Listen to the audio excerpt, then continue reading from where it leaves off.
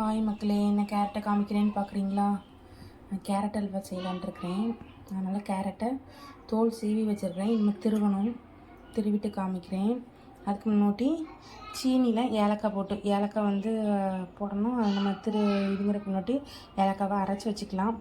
ஏலக்காய் அரைப்படாததுனால சீனி போட்டிருக்கிறேன் அரைக்கிறதுக்கு.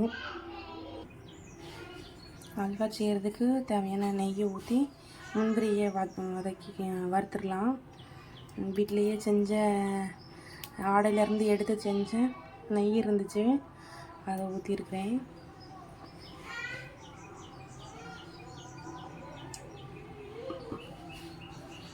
இப்போ பாருங்கள், முந்திரி கம்மியாக தான் இருந்தது, அதனால் பாதாம் கொஞ்சம் வெட்டி வச்சுருக்கிறேன்.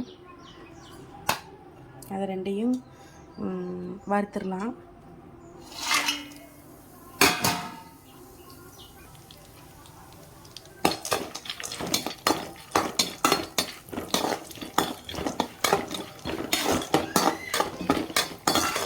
இது கொஞ்சம் கிறிஸ்பினஸோட நிறையா பாதாமும் முந்திரியும் சேர்த்து கடிக்கும்போது அந்த அல்வா நல்லாயிருக்கும்.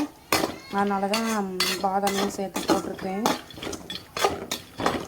அது நம்ம ஒவ்வொரு வாய் வைக்கும் போதுலேயும் ஒவ்வொரு முந்திரி இல்லைன்னா பாதாம் ஏதோ ஒன்று கடிப்பட்டால் அது டேஸ்ட் நல்லாயிருக்கும்.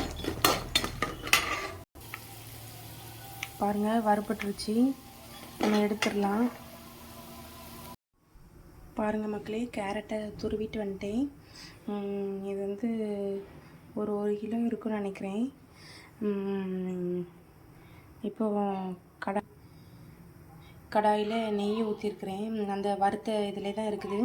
ஏன்னா இது கருப்பாக இருக்கிறதுனா பாதாம் வறுத்தது அந்த இதில் வெட்டிட்டு அந்த இதில் வெட்டும் போது உள்ள தூள் அந்த துகள்கள்லாம் அந்த இதிலேயே கிடக்குது. அதுக்கூடயே நம்ம கேரட்டையும் உள்ளே போட்டுடலாம். கேரட்டை உள்ளே போட்டு கொஞ்சம் நெய்யில் வதக்கி விடலாம்.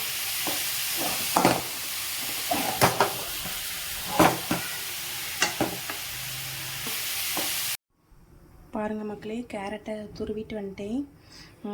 இது ஒரு கிலோ இருக்குன்னு நினைக்கிறேன். இப்போது கடாயில் நெய் ஊற்றிருக்கிறேன். அந்த வறுத்த இதில் தான் இருக்குது. ஏன்னா இது கருப்பாக இருக்கிறதுனா பாதாம் வறுத்தது அந்த இதில் வெட்டிட்டு அந்த இதில் வெட்டும் போது உள்ள தூள் அந்த துகள்கள்லாம் அந்த இதிலேயே கிடக்குது. அதுக்கூடயே நம்ம கேரட்டையும் உள்ளே போட்டுடலாம். கேரட்டை உள்ளே போட்டு கொஞ்சம் நெய்யில் வதக்கி விடலாம். நெய்யில் கேரட்டை வதக்கி விடுவேன். வதக்கி வச்சுட்டு நல்லா கொஞ்சம் வதங்கினதுக்கப்புறம் நம்ம பால் ஊற்றிக்கலாம்.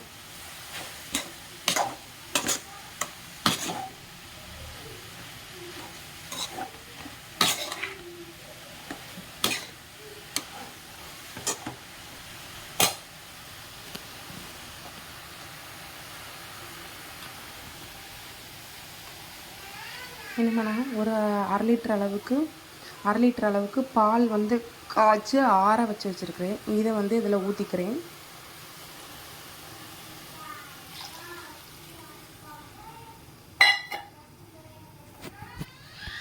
இது கொஞ்சம் லைட்டாக மிக்ஸ் பண்ணி விடலாம். மிக்ஸ் பண்ணி விட்டோன்னா அது வேகட்டும்.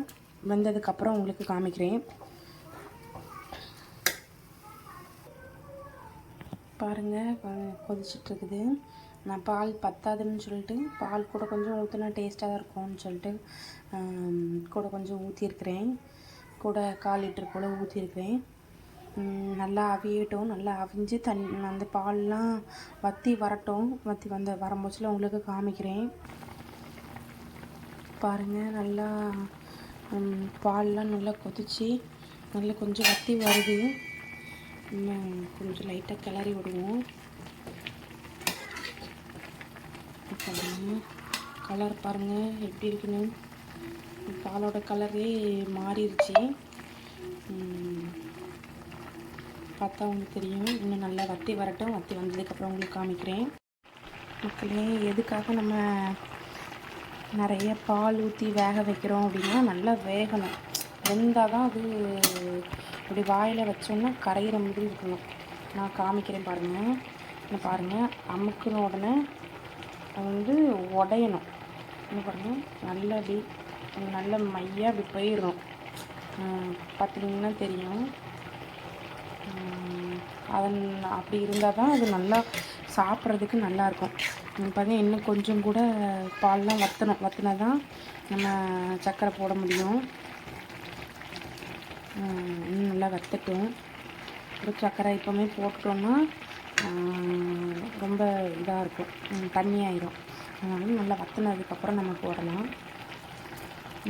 தண்ணி வற்றுறதுக்காக நான் வந்து கல்யாண வீட்டிலலாம் பார்த்துருக்குறேன். கேரட் அல்வா செய்யும்போதும் கார்ன்ஃப்ளவர் மாவு கரைச்சி ஊற்றுவாங்க. நம்ம அப்படி பண்ண வேண்டாம்.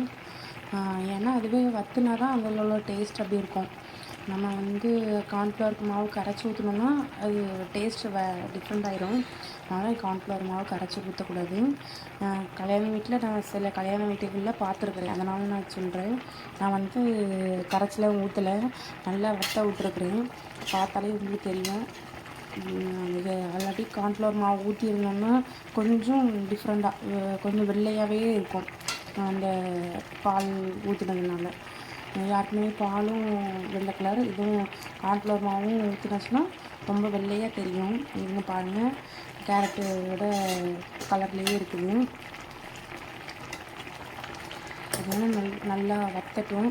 நல்லா வற்றணும், நல்லா கட்டியாகி ரோஸ்ட் மாதிரி வரணும். அப்படி அந்தளவுக்கு வற்றட்டும். அதுக்கப்புறம் உங்களுக்கு காமிக்கிறேன். பாருங்கள் மக்களே, தண்ணி எவ்வளோ வற்றிருச்சுன்னு சொல்லிட்டு, தண்ணிங்கிற பால் எவ்வளோ வற்றிருச்சுன்னு பாருங்கள். பார்த்திங்கன்னா தெரியும், கொஞ்சம் தான் இருக்குது. பார்த்திங்களா எவ்வளோ இருக்குதுன்னு சொல்லிட்டு. இந்த டைமில் நம்ம சர்க்கரை போட்டுடலாம்.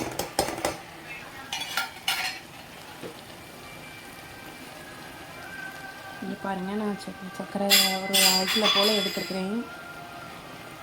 பார்த்தீங்கன்னா தெரியும்.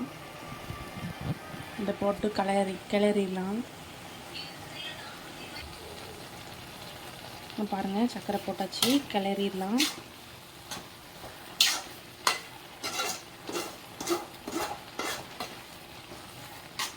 கிளறுனா கொஞ்சம் டிஃப்ரெண்ட்டாக கலர் மாறும், சேஞ்ச் ஆகும். அது உங்களுக்கு தெரியும். பாருங்கள், பார்த்தீங்களா, லைட் ஆரஞ்சிலேருந்து கொஞ்சம் டார்க்காகிடும். இது கூடவே நம்ம ஏலக்காய் போட்டு சர்க்கரை திரிச்சு வச்சுருப்போம், அதை வந்து இது கூட சேர்த்துக்கலாம்.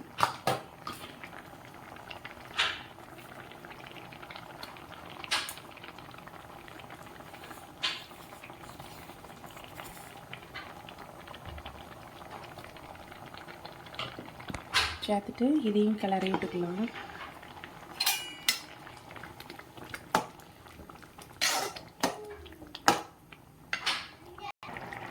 பார்த்திங்கன்னா தெரியும், நல்லா சக்கரெல்லாம் மெல்ட் ஆகி நல்லா தண்ணியாக ஆயிடுச்சு.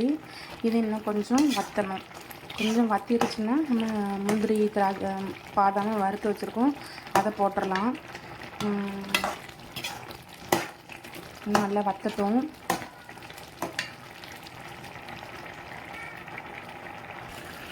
பார்த்திங்கன்னா உங்களுக்கு தெரியும், நல்லா தண்ணியெலாம் வற்றிருச்சு. இதுக்கு மேலே வற்ற விட்டோம்னா ரொம்ப கட்டியாயிரும். அதனால் இந்த பதத்தில் நம்ம பாதாமும் முந்திரியும் வறுத்து வச்சுருக்குறோம், அதை உள்ளே போட்டுடலாம்.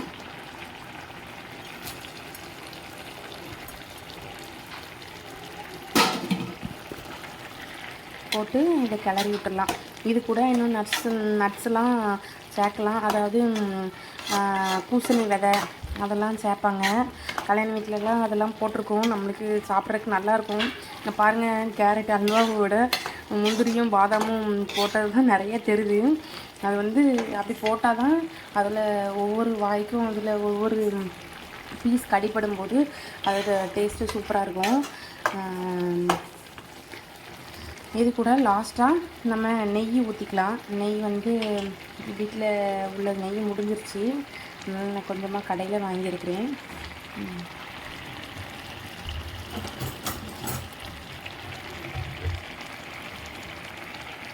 பாருங்கள்,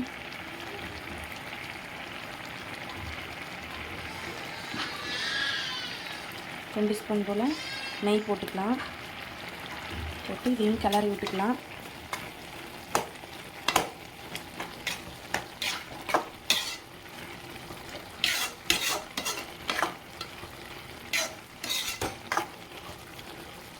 பார்த்தீங்களா, டேஸ்டியான கலர்ஃபுல்லான கேரட் அல்வா ரெடி. உங்களுக்கு பிடிச்சிருந்தா நீங்களும் உங்கள் வீட்டில் ட்ரை பண்ணி பாருங்கள். சின்ன பிள்ளைங்களுக்கு இது ரொம்ப பிடிக்கும். சின்ன பிள்ளைங்க காயெல்லாம் சாப்பிட மாட்டாங்க, இப்படி செஞ்சு கொடுத்தா அவங்களுக்கு ரொம்ப பிடிக்கும். நீங்களும் செஞ்சு கொடுங்க.